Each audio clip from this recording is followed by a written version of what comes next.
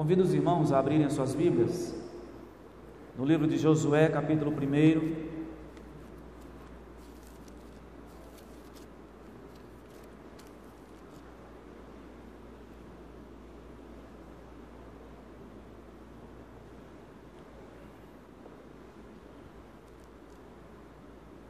Josué capítulo 1, do verso 1 ao verso 9.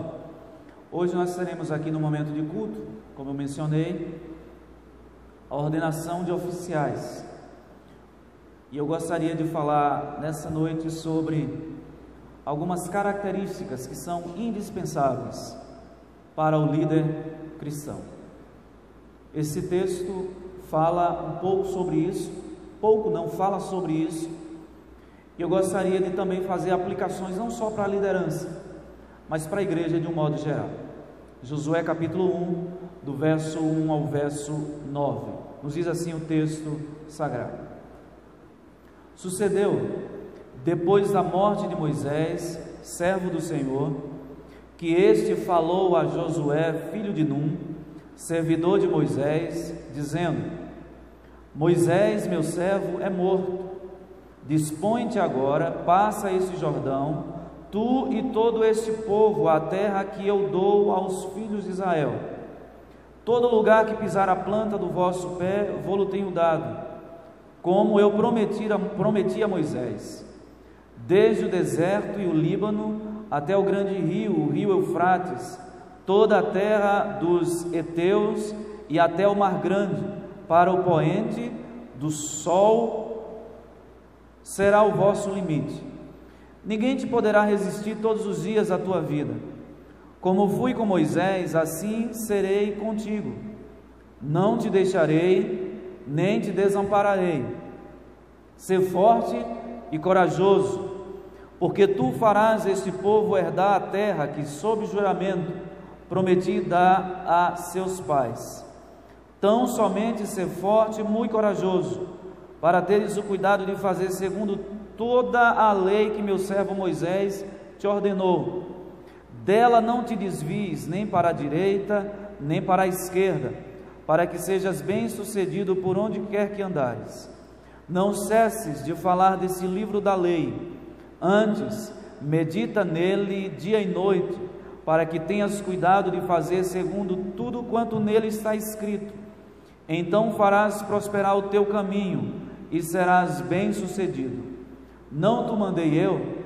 Sê forte e corajoso, não temas nem te espantes, porque o Senhor teu Deus é contigo por onde quer que andares. Amém.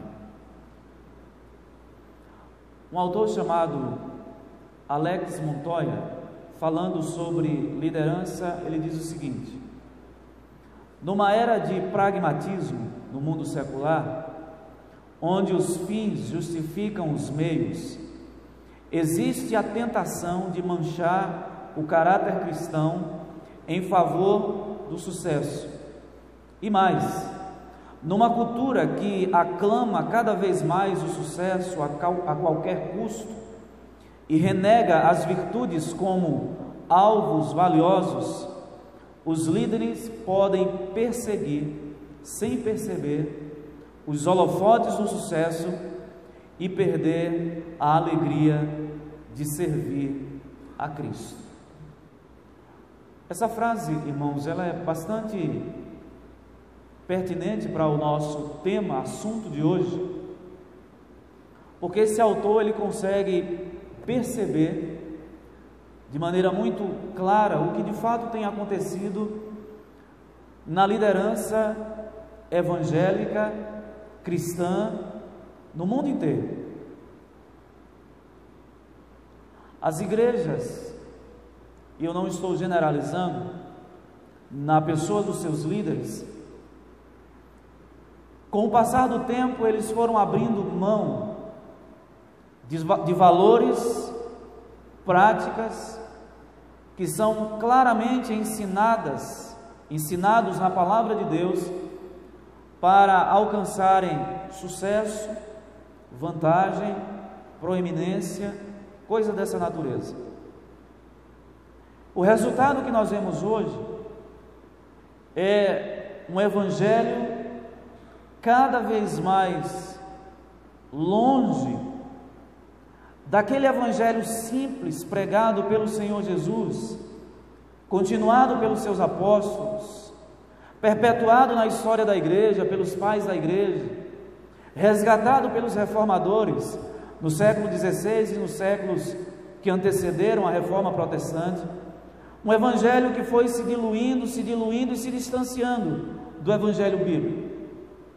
E isso tem como ponto inicial, não tenho dúvida, o distanciamento da Escritura por parte dos seus líderes, que, entre outras coisas, buscaram aquilo que Alex Montoya conseguiu perceber de maneira tão precisa aqui nessa frase: buscando os holofotes do sucesso, perderam a alegria de servir a Cristo com sinceridade, com integridade e com verdade. O texto que nós lemos essa noite fala de um período de transição no povo de Deus. Moisés, o grande líder que libertou o povo, levantado por Deus para tirar o povo do cativeiro do Egito, no qual passou 400 anos, e conduziu esse povo até a travessia do Rio Jordão. E Deus simplesmente tira Moisés, o leva para ele, por causa daquele episódio lá atrás no deserto, quando Deus ordenou que Moisés tocasse a rocha e dela fluiria a água. E o texto diz que o povo sediou Moisés, pressionou, Moisés ficou irritado e feriu a rocha várias vezes, e por conta disso Deus disse: você não vai entrar na terra, você vai saudar de longe. E a narrativa bíblica diz que, próximo já de Canaã, Deus levou Moisés a um monte, a um lugar alto, e de lá Moisés contemplou a terra, mas ele não pôde pisar na terra, ele não pôde experimentar o cumprimento da promessa na sua própria vida. E Deus então levanta Josué, e é esse o contexto do livro de Josué. Deus levanta esse homem para liderar o povo, e a primeira missão que Josué tinha diante de si era passar o Rio Jordão. O verso 2 é muito claro nisso: Moisés, meu servo, é morto, dispõe-te agora, passa esse Jordão, tu e todo esse povo, a terra que eu dou aos filhos de Israel. Essa era a grande missão de Josué: conduzir o povo, liderar o povo do Rio Jordão até a entrada de Canaã. Não resta dúvida que Josué sabia das dificuldades, como seria difícil substituir Moisés, e não só substituir Moisés, conduzir Israel pelo deserto, porque Josué foi um dos que saíram lá do Egito, e foi ele e Calebe apenas dos que saíram de lá, que entraram na terra prometida. Então Josué viu de tudo o que você possa imaginar naquela caminhada do deserto, e ele sabia que não era uma tarefa fácil. É nesse momento que Deus o chama, que Deus o anima, que Deus o encoraja, para que ele pudesse continuar aquela longa e desafiadora jornada, mas ao mesmo tempo abençoadora, de conduzir o povo até o seu termo final, a terra de Canaã.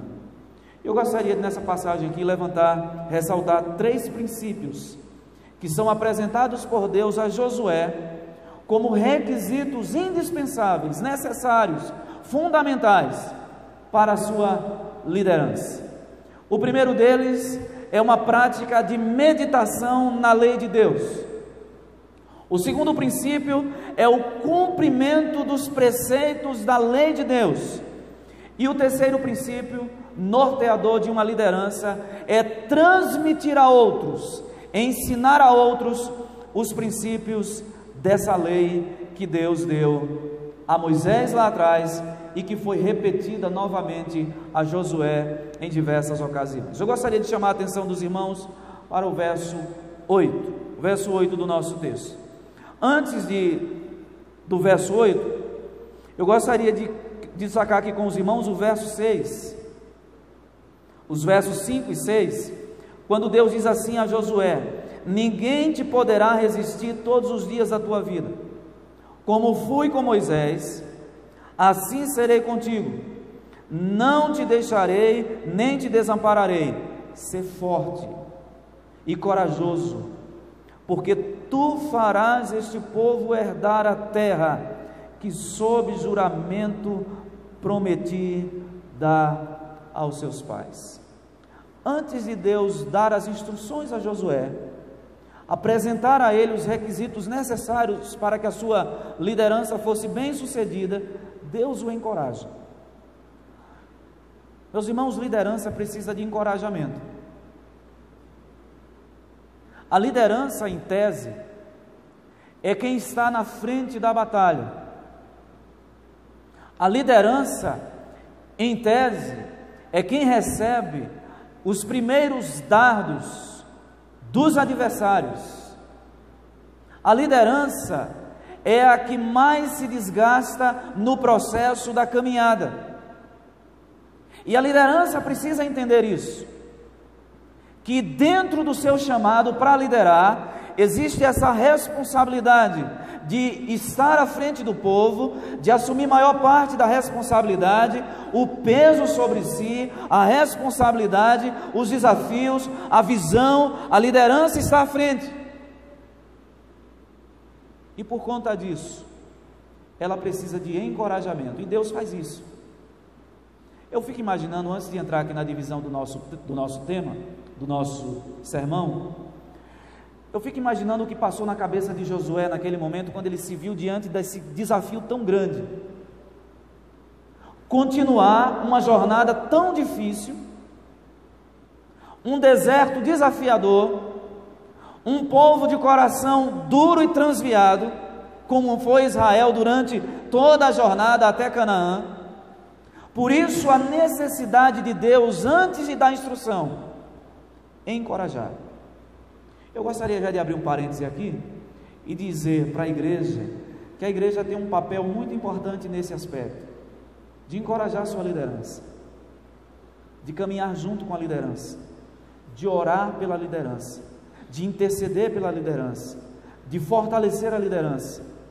Eu me lembro que numa das batalhas do povo de Deus, quando Moisés estava com as mãos erguidas durante uma batalha, o povo de Israel estava prevalecendo na guerra. Quando Moisés baixava os braços, o povo perdia a guerra, até que se tomou a consciência de colocar 2 pessoas para sustentar as mãos de Moisés, e aí o povo de Deus foi vitorioso, não por causa da força de Moisés, por causa do braço do Senhor, mas por causa também do auxílio daqueles que estavam ali com ele naquele momento da batalha. Então, depois de Deus animar, depois do encorajamento, vem então as advertências, as recomendações que Deus faz a ele. A primeira delas, verso 8, olha o que diz: não cesses de falar desse livro da lei. Agora olha o que diz na sequência: antes medita nele. A liderança precisa estar familiarizada com a palavra de Deus. A ideia de meditar aqui tem o sentido de considerar, levar em conta nas suas ações, nas suas decisões, aquilo que a palavra de Deus recomenda. Em seu sentido original, essa palavra significa preparar-se para a ação. Portanto, quando Deus diz medita nela de dia e de noite, a meditação não tem um fim em si mesmo, mas ela visa conduzir o nosso agir e o nosso realizar. Em outras palavras, como tem um livro escrito por John Stott, pense biblicamente. As suas ações, as suas reações, os seus planos, tudo deve estar enquadrado naquilo que a palavra de Deus recomenda. a sua maneira de enxergar a vida, a sua maneira de se relacionar com as pessoas, deve refletir os princípios da palavra de Deus. Um autor chamado Packer, ele diz o seguinte sobre meditação, que é o ato de trazer à mente as várias coisas que se conhecem sobre as atividades, os modos, os propósitos e as promessas de Deus. Pensar em tudo isso, refletir sobre essas coisas e aplicá-la à própria vida. É ter a própria vida recheada com os conceitos da palavra de Deus. Para que uma liderança seja bem sucedida, ela precisa pensar biblicamente, ela precisa ter a mente de Cristo, ela precisa pensar à luz dos valores da palavra de Deus. É isso que significa meditar na lei do Senhor de dia e de noite. O salmista nos recomenda, no Salmo capítulo 1, versículo 2, a respeito do justo, que diz: o seu prazer está na lei do Senhor, e na sua lei medita de dia e de noite. No Salmo 119, versículo 15, o salmista diz assim: meditarei nos teus preceitos, e às tuas veredas terei respeito. Ainda no 119, versículo 97, diz: quanto amo a tua lei, é a minha meditação todo o dia. O primeiro preceito, a primeira recomendação da palavra de Deus para uma liderança cristã ser bem sucedida, essa liderança deve meditar na palavra de Deus, deve ter a sua mente, os seus sentimentos, os seus desejos, as suas vontades governados por Deus. Isso não se aplica só à liderança, isso se aplica a todos nós, servos de Deus. Nós ocidentais não temos muito a prática da meditação. Isso é muito comum na cultura oriental, que tem a meditação como uma prática imprescindível, indispensável. Não é à toa que as religiões orientais, elas têm entre os seus ritos a meditação. A maioria das religiões orientais, o budismo, o hinduísmo, a maioria delas tem na meditação uma prática fundamental. Porque quando você medita, quando você reflete sobre aquilo que você leu, sobre aquilo que você ouviu, aquilo vai internalizando, aquilo vai permeando todas as camadas do seu ser, aquilo vai entranhando na sua mente, a tal ponto que de repente as suas ações são mudadas, o seu comportamento é transformado, porque aquilo vai permeando todo o seu ser.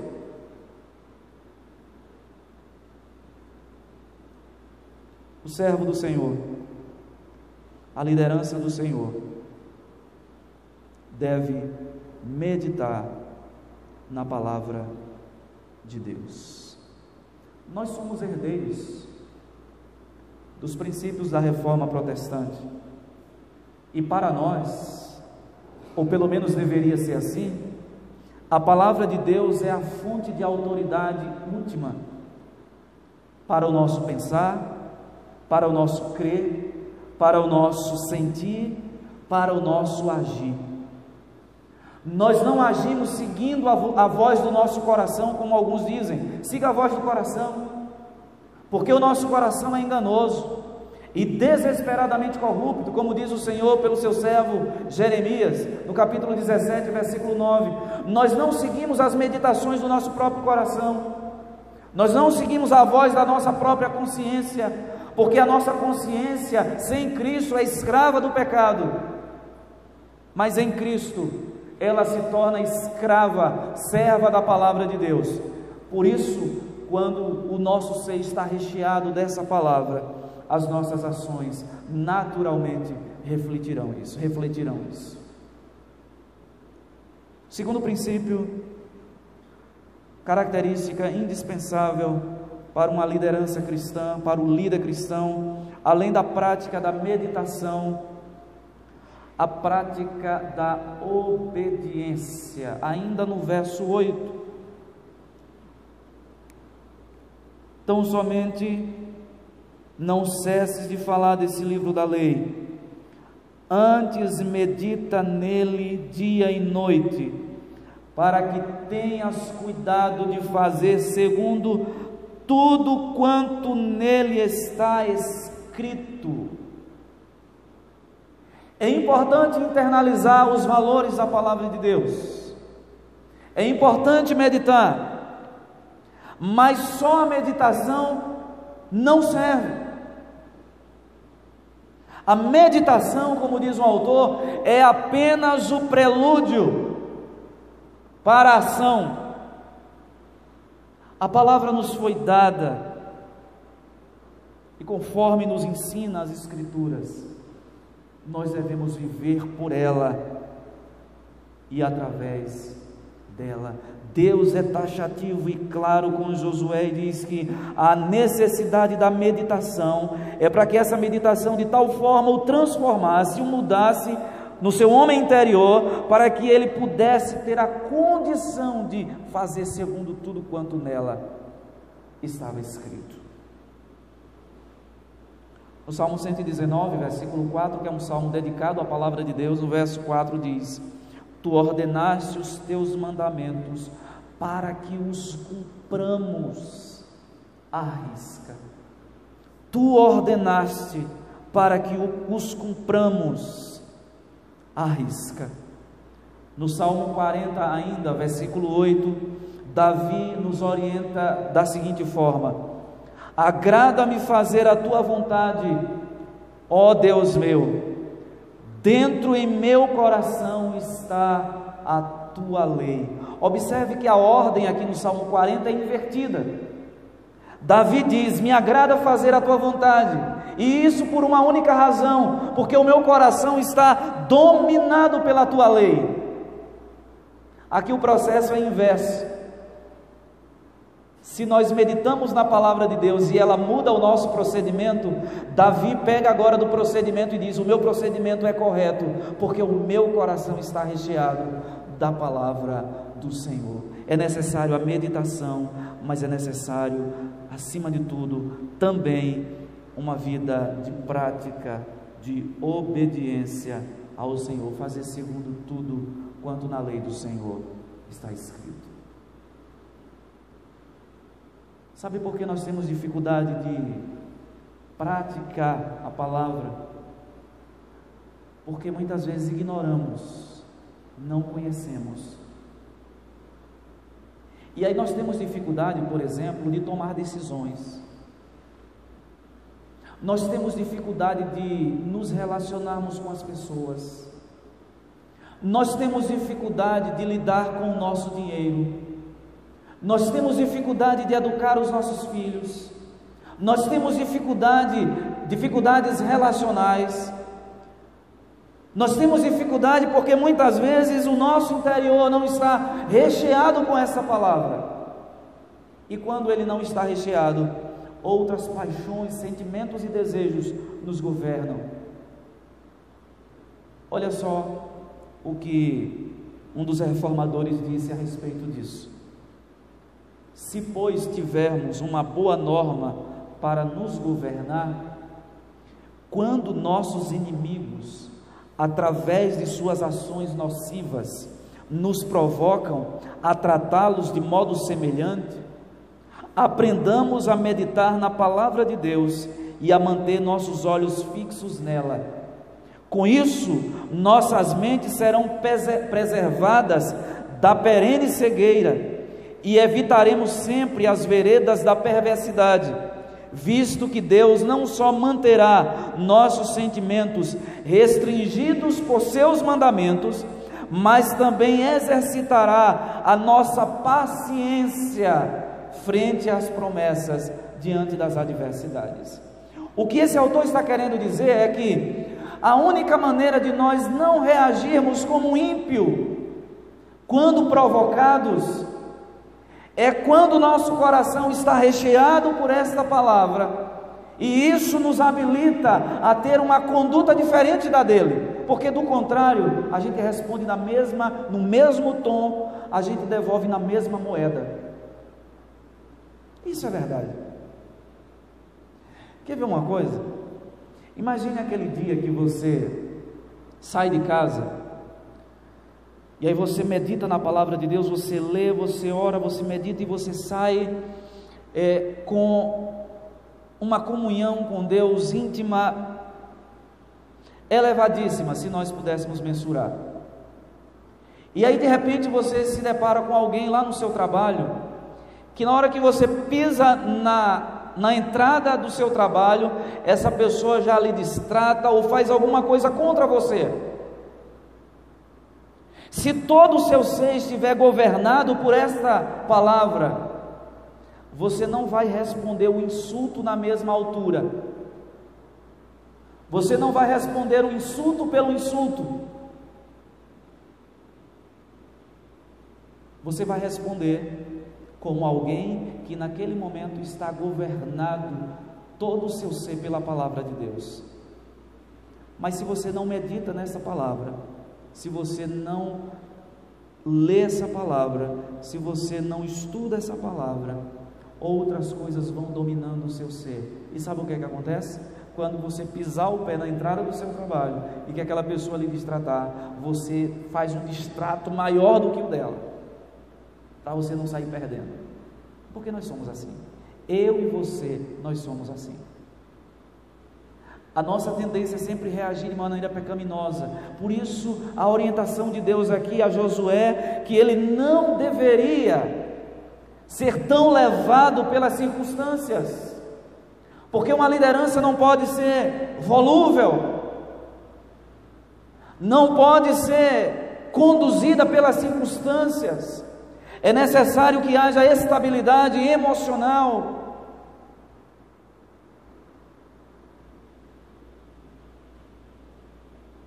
É esta palavra que vai nos recheando, que vai nos moldando, melhor dizendo, de tal maneira que a nossa vida é mudada. Terceiro e último lugar.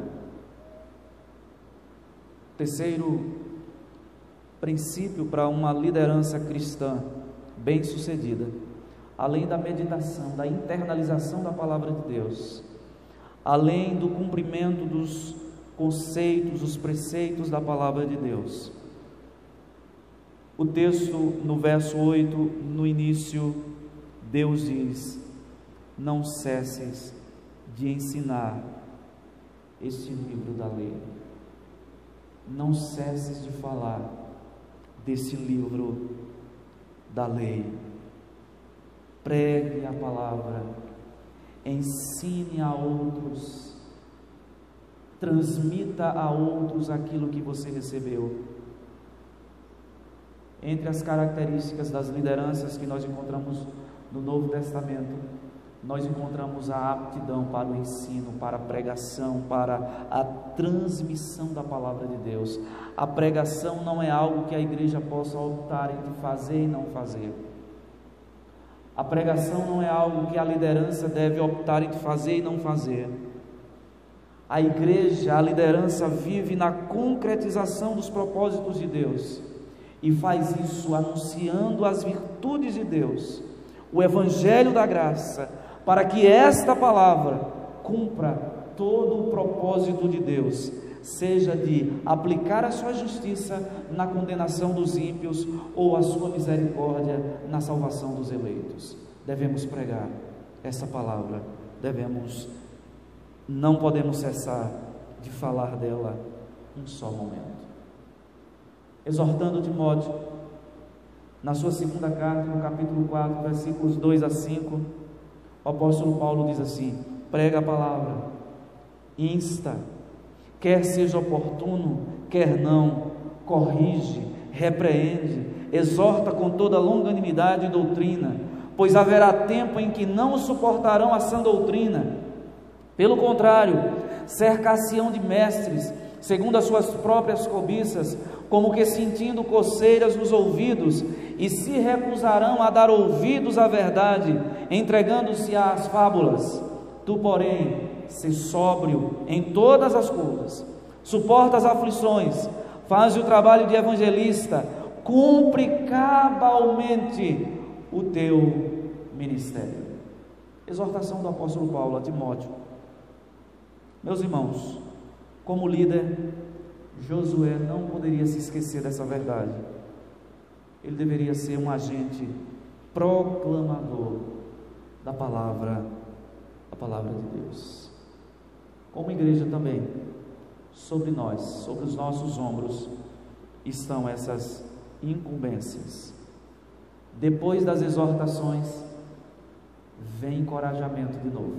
Verso 9: não te mandei eu? É como se Deus desse as exortações e as recomendações e Josué dissesse: esse negócio é muito difícil. E aí Deus diz: eu não já te disse, eu não te mandei? Ser forte e corajoso, não temas nem te espantes, porque o Senhor teu Deus é contigo por onde quer que andares. Eu concluo me dirigindo primeiramente à liderança da igreja, oficiais ou não oficiais, líderes de departamentos internos, sociedades, ministério, enfim. Essas marcas são indispensáveis na vida daquele que foi chamado por Deus para servir à frente do seu povo. É preciso meditação na palavra de Deus. Como liderança, nós devemos absolver a Bíblia de tal forma no nosso ser, que ela domine, que ela governe a nossa maneira de enxergar o mundo, a nossa maneira de pensar, a nossa maneira de sentir, as nossas ações, desejos e vontades.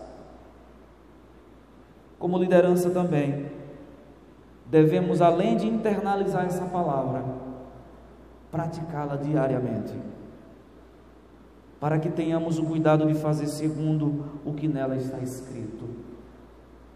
E por fim, a liderança tem a responsabilidade também de proclamar o Evangelho do Reino.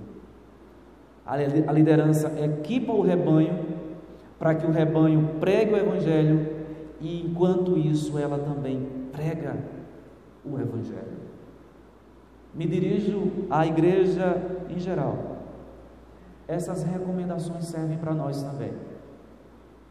A minha pergunta é: você tem meditado na palavra de Deus? A palavra de Deus tem dominado o seu ser? Se ela não domina o nosso ser, outra coisa dominará: as inclinações naturais do nosso coração. Você tem cumprido, posto em prática aquilo que você conhece tão bem teoricamente? E por fim, você tem anunciado o Evangelho onde você vai, por onde você passa, você testemunha de Cristo? Que o Senhor nos ajude, que o Senhor nos dê a graça de nos aproximarmos mais daquilo que Ele quer para nós, para o seu povo.